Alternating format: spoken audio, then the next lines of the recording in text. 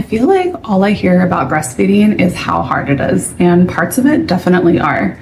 But my experience overall has been really positive, and I feel like we don't hear enough of those stories. And today I wanted to share mine. In case we haven't met, I'm Kalina. I am a full-time mom to a 3.5-year-old boy and also a 4.5-month-old girl. And in my channel, we're talking about homeschooling, natural non-toxic products, parenting, motherhood. So if any of that is your vibe, like and subscribe for new videos every week.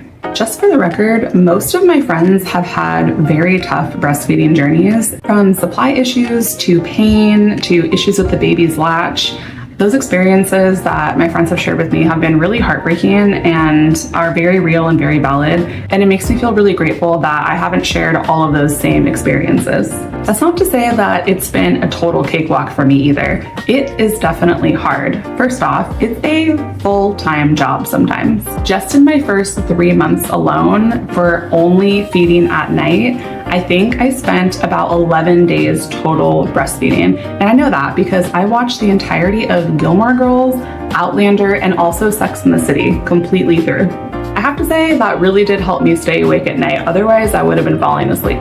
I think the hardest part for me, especially as a first-time mom with my son, was just the isolation that I felt. My son was born in late September, and I remember sitting around the Thanksgiving table with my husband and our family and getting ready to eat, and then my son Quentin woke up and I needed to go feed him. And while everyone else was enjoying that family experience in the other room, I was by myself in the living room just nursing, and I just remember how terrible and lonely that felt. I think that was one of those moments where it really sunk in, like, oh, my life is different now in a very palpable, real way, and Thanksgiving's probably never going to be the same again. And then there's all the things that maybe aren't terrible, but are just really inconvenient or embarrassing. Things like leaks, having really hard potato sack boobs in the middle of the night, having one boob be bigger than the other and trying to figure that out, being able to just not wear what you want to wear, making sure everything is boob accessible, figuring out comfortable positions, the linebacker, the football, the cross cradle, the abracadabra, just all of those things, just figuring out what works for you and your baby. And then there's just the lack of bodily autonomy. You are a tiny creature's literal only food source. So you have to be there, you have to be on demand all the time, you have to be nearby. There's really no separation from you and your baby.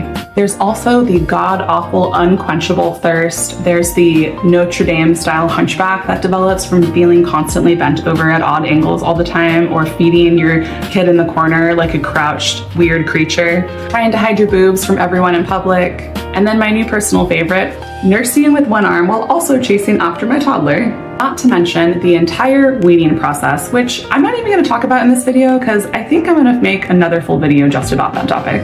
Okay, back to the positive stuff. But even with all those challenges, it still has been overall a really positive experience for me. And I think part of that is definitely because I'm not a new mom this time. So I knew what positions to do. I understood what a latch was. I understood what positions worked for me. I understood that I had supply and demand and just the general logistics of how breastfeeding works, because I had done it before. So it was intuitive and I was able to trust my body to know what to do because I had already done it. I will also say that I think hand expressing colostrum at 38 weeks may have given me a slight upper hand this time, because I'm really proud to say I have not had to use any formula. This baby is 100% mommy boob fed.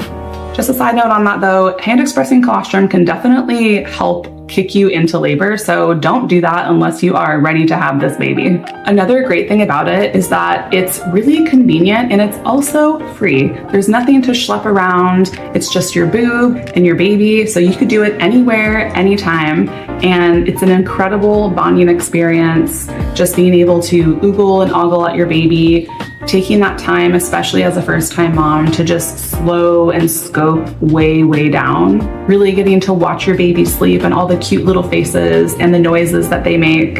Not to mention the incredible bonding from their end too. I mean, both of my kids have been huge into contact naps. This one I'm still working on getting to nap in her crib right now, and it's sort of starting to work. But just knowing that I'm such a source of safety and calm and just basically our own little world between the two of our bodies as time slows down, it's honestly magical. There's nothing like it.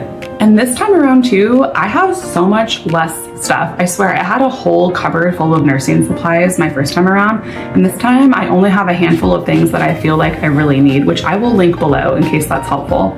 That list includes the My Breast Friend nursing pillow. Highly recommend that, especially for those first 3 months when baby is super tiny. Just a simple manual breast pump, a giant water bottle, especially for those middle of the night feedings, some milk storage bags. I really like silicone ones that are really easy to reheat, and then of course just some bottles. I think the biggest difference the second time around too was just the confidence that I felt because I had done it before. I was more relaxed. I wasn't overthinking everything.